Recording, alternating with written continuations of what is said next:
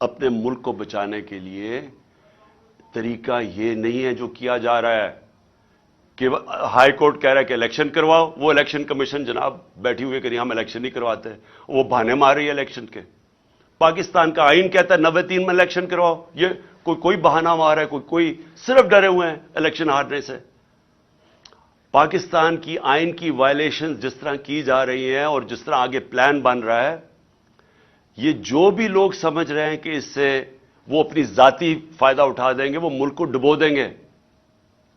اور میں آج اس لیے یہ کہہ رہا ہوں کہ ہم بڑے آرام سے ملک کے اندر اس وقت اگر ہم چاہیں، اتنی بڑی پارٹی ہے، ہم اگر وہ مظاہرے کریں اور ملک بند کرنے کی کوشش کریں، سٹرائکس کریں، ملک تو آگے حالات برے ہیں۔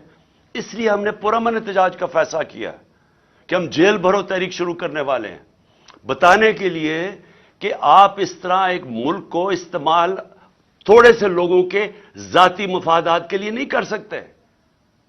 یہ ملک 22 کروڑ لوگوں کا ملک ہے، یہ تھوڑے سے لوگ اس ملک کو اپنے مفادات کے لیے تباہ نہیں کر سکتے۔ اس لیے ہم جیل بھرو تحریک کی پوری تیاری کر رہے ہیں، میں اناؤنس کرنے والا ہوں۔